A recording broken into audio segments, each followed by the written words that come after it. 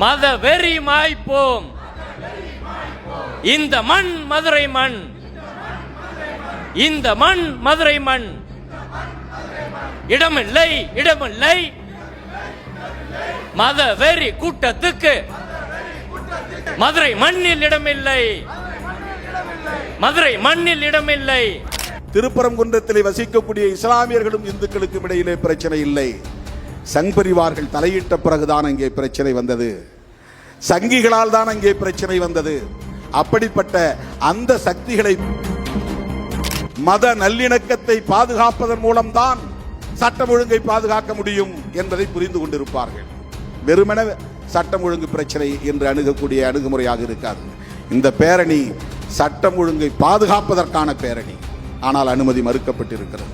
நீயும் இந்து, இவனும் இந்து, இவன் குடிசை நீ ஏன் கொளுத்தினாய் என்று என்றைக்காவது போய் இந்துக்களுக்கு இடையிலே இருக்கிற இந்த பிரச்சனைக்காக பிஜேபி முகம் கொடுத்திருக்கிறதா? RSS முகம் கொடுத்திருக்கிறதா?